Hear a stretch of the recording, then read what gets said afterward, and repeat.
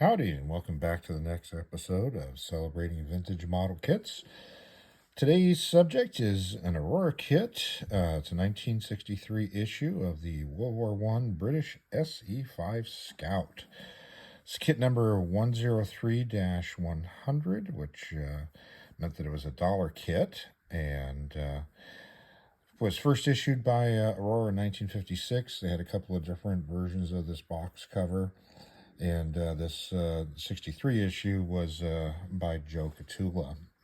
Great artist, did a lot of good stuff with Aurora, among others. So let's take a look at it. So we've got beautiful rendition of some SE-5s flying off into stormy clouds here. This probably wouldn't be regular flying conditions that you'd be going off in a rickety old World War I stick and string aircraft. Strangely, you've got a couple of what looks like Newport 28s flying off in the corner there, as opposed to some, Fokkers or Flazes or something else over there. So we've got Joe Catula's signature on the side. This is the mid-60s version of the Aurora logo on here. And so look at the side. Fairly simple. Just repeated the name. Aurora logo, 1963. This is a copyright date on this. Other side's identical. And the end, repetition of the box cover. Another Aurora logo. There's your kit number, the 103-100. And same thing on this side here. You actually see it's got the price sticker from Al's Toyland. If anybody is familiar with Al's Toyland, but that's where this kit was originally purchased. Even though it's marked as 103-100, they kept issuing this kit over and over again until the next issue of the box, which I think was when they went to the photograph box. So this clearly was a much later issued kit, going by the price that they had on it at the time. So let's take a look at what we got inside. You can see it's another one of the hard boxes with the lithograph print that's been glued all around the outside. And the first thing we got here is the instruction sheet. And so you've got, again, repetition of the kit number 103, some basic information about assembling kits, and then a step-by-step instructions as to what to do next. They also did give you a history of the SE-5. In this case, they're saying SE-5A. And then you've got a full exploded view of the kit assembly. And also a little ad here for Aurora's cement. And then down below, a little drawing of what it could look like when it's all completed. And these assembly instructions are dated from '56, so didn't come up with some new instructions for the later issue. And look at the back side of it. Some plugs for some of their other products: Patton tank, Stalin tank, Panther tank, a couple of aircraft, Panther jet. This is a great kit. And the fabled F-90. Just talking with somebody about how it'd be nice to see that this kit would get reissued again. Probably we'll never see it again. But man, if that mold would show up again, that would be a fantastic kit to get again. And then for submitting for a catalog. So, pretty typical Aurora instruction set. Then we have decals. For some reason, this one ended up with 2 sets of decals inside. Backside instructions on how to apply your decals, kit number repeated again, and pretty decent decals. Surprisingly, these have not yellowed. And the markings on here for the decals, A4891, is actually different than what they're showing on the box cover. Usually the box cover art matches what the decals are, but in this case, They do not match. And doing some research, this A4891 is not an SE-5 serial number. It actually was assigned to an FE8. And looking it up, there was an SE-5 that instead of being black 6, it was actually white 6 and had a white band around it. And its serial number was B4891.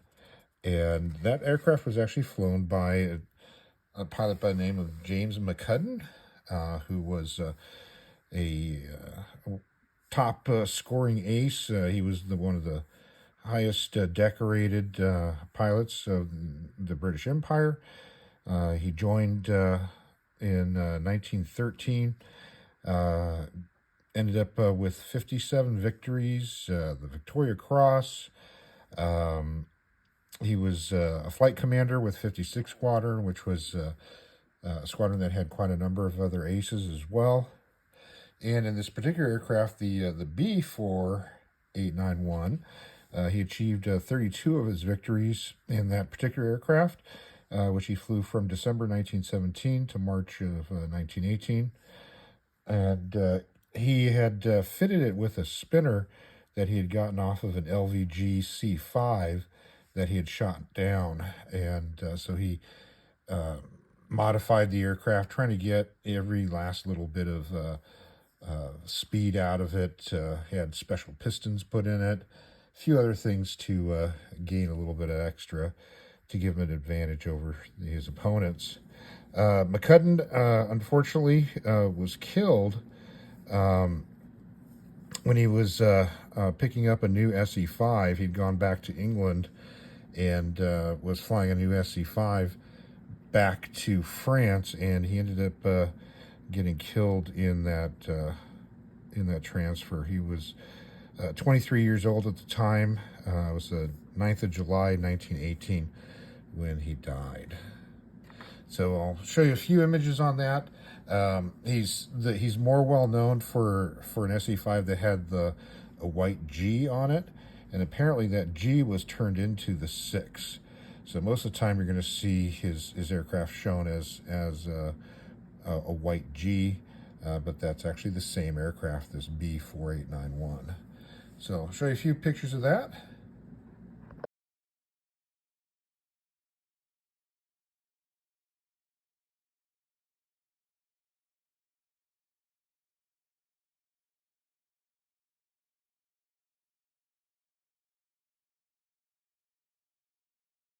So let's take a look at the kit itself. Start with some fuselage pieces. So we've got, as is typical with a lot of these Aurora kits, got molded on markings. Not just the markings, but even the band, the tail striping, serial number, a little bit of stitch pattern here. Not a whole lot of other detail on there. A little bit of representation of the fabric covering on the tail. We got crewman here. I think he's supposed to be spinning the prop. He's got a nice ejector pin mold right in his chest, right on his knees. But nice addition, having a little extra something there. Here's the other fuselage half. It's one of the tails. Again, has some representation of the fabric covering on there. Not much on the interior.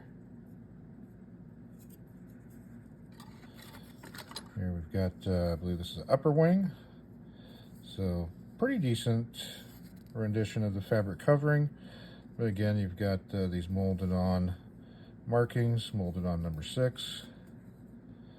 Bottom side's fairly smooth. You do get representation of the ailerons, ejector pin marks on here. Fortunately, they're on the bottom side. A little bit easier to fill those on the smooth surface than it is on the top side.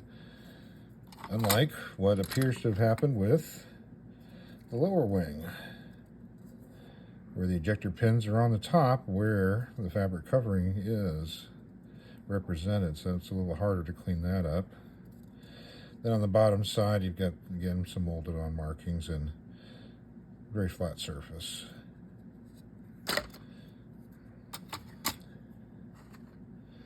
You got a sprue here with some of the struts, landing gear struts. Looks like that's the instrument panel.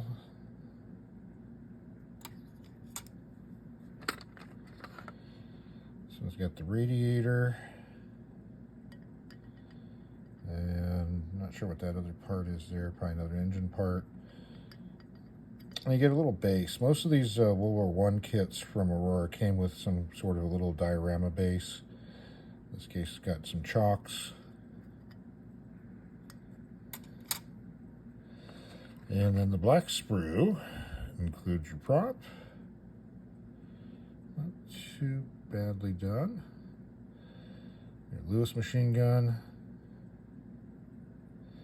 Your engine parts, engine exhaust. Got a couple of wheels here. Not too badly done. A little bit of flash on them. But you get kind of the impression of the spokes. They have the little hole where the valve is to fill up the tire. And looks like that's your tail rear strut. Looks like they even put a little bit of a spring on it there, or the look of a spring. It's your pilot figure with quite a bit of flash on him. Again, some injector pins on his knees and chest. Why they couldn't have done that on his back, I don't know. So the tail, and looks like a little seat. And that's about it. These kits were fairly simple. I'm not as big on my knowledge of World War I aircraft as I am on some other ones, but from what I read, most of these Aurora kits are fairly decent as far as their lines go. They're fairly accurate in their depiction of the general look of the aircraft, but as you can see, it doesn't have a whole lot of special detail on it. Aurora, as I mentioned before, first issued this in 1956, and a new art came out with the 1960 version. Interesting, both of those versions, the box art's got some sort of German plane going down in flames in the background. So I think by this mid-60s, they'd gotten rid of a lot of those more spectacular box arts with death and destruction on them, and went to this more serene image on it. And then the final version from Aurora was their photo box, where they got a photograph of the actual model. It's part of that move during the 70s of truth in advertising. These molds ended up getting sold to Monogram. They reissued it in 79, 83, and 92. I did notice there was an issue from Entex in the 80s. It looks like, in looking at the photographs of a completed model, that it may actually be from this Aurora mold. Then, of course, Revell took them over, took Monogram stuff over, and has reissued the kit a couple of times in 2002 and very recently in 2018. There was also a Hasegawa Monogram partnership issue in 1992, so kind of strange seeing it go the other way around. American molded kit getting released by Hasegawa. There are a couple others that are out there. There's the Merritts that were in 48 scale that sometimes people think are part of that series. There's a couple others that were done in 1/50th scale that ended up getting picked up by Smyr. I believe those were originally a Marushan or some other Japanese maker had produced it in 1/50th, and I think those ended up getting over there. But the Smur ones may be the old Merit molds. Interesting, one of the issues of the Marushan SE-5, their box art looks almost identical to the original 56 issue of the Aurora one. So that may also kind of lead people into thinking that some of the Japanese issues were some of these Aurora molds, but those were actually the 1/50th scale ones to different mold. So that's about it for today. If you've built one of these Aurora SE-5s, definitely let us know about it in the comment section.